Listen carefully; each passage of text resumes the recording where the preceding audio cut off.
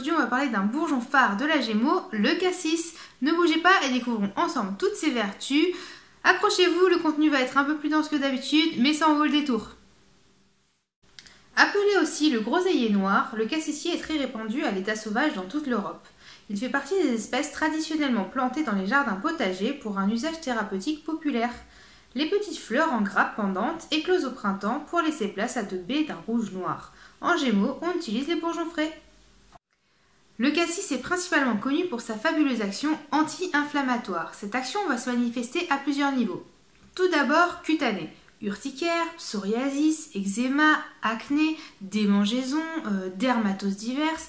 Il va même être intéressant pour neutraliser la douleur des piqûres d'insectes, aussi bien par voie interne, donc en prenant des gouttes comme on l'a dit dans des précédentes vidéos avec les posologies habituelles, que par voie externe, c'est-à-dire qu'on va appliquer quelques gouttes directement sur la piqûre et ça soulage assez rapidement. Le cassis va également avoir une action anti-inflammatoire sur le système digestif. Il va accompagner avec succès les personnes qui souffrent de colite, de maladie de Crohn, d'hépatite chronique, de gastrite, de pancréatite ou encore des douleurs d'estomac. On reste toujours focalisé sur l'action anti-inflammatoire du cassis, mais cette fois-ci plutôt en lien avec le système respiratoire. On va par exemple le recommander pour des personnes qui souffrent d'asthme en association avec la viorne, dont on a déjà parlé d'ailleurs dans une précédente vidéo. Pour ceux que ça intéresse, le lien apparaîtra en haut de l'écran. Cette action anti-inflammatoire au niveau du système respiratoire va être intéressante aussi pour les personnes qui souffrent d'emphysème, de bronchite aiguë ou chronique, mais aussi pour tous les autres types de pathologies ORL plutôt classiques, rhinopharyngite, rhinite, laryngite, trachéite, sinusite, amygdalite. Cette action anti-inflammatoire va être intéressante pour les personnes qui souffrent de troubles ostéo-articulaires. Le cassis va protéger et régénérer les articulations, mais aussi le cartilage. Donc on va le recommander pour des personnes qui souffrent de tous les types d'arthrose, de rhumatisme, d'épanchement ou encore de bursite.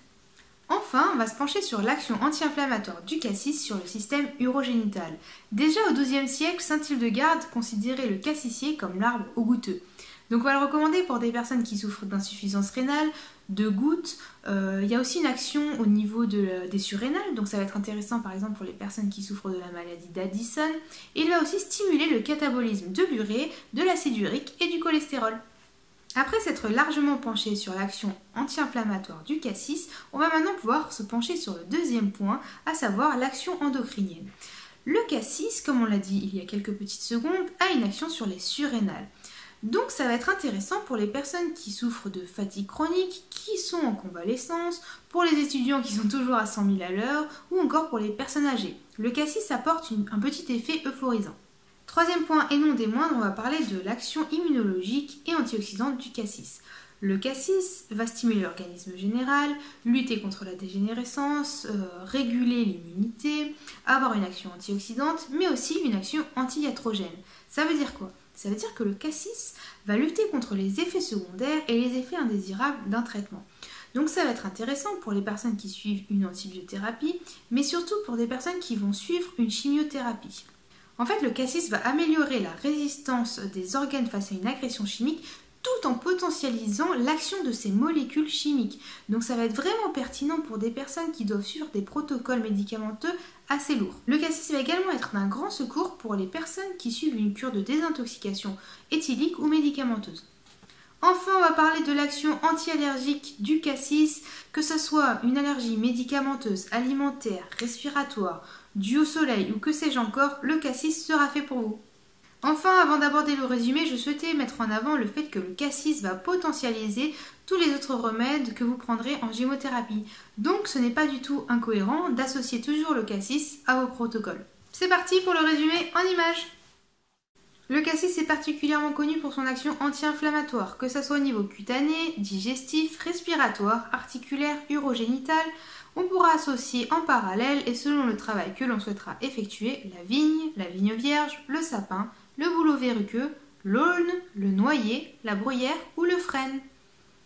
Le cassis a également une action sur le système endocrinien. Pour tout ce qui est fatigue chronique, convalescence, on pourra associer en parallèle le chêne, le romarin ou le séquoia. Troisième point, l'action du cassis sur le système immunitaire. Que ce soit à la suite d'une prise d'antibiothérapie ou en prévention d'une chimio, on pourra utiliser en parallèle la vigne, l'aulne, l'airelle, le noyer, le genévrier, le séquoia ou l'argousier.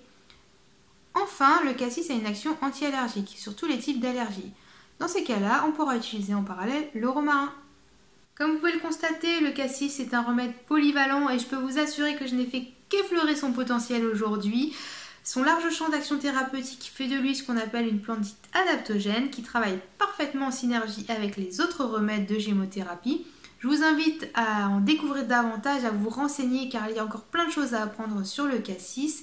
Quoi qu'il en soit, je vous dis rendez-vous jeudi prochain pour un nouvel épisode de l'émission Bourgeois Jeune Pousse à la rescousse. À très bientôt.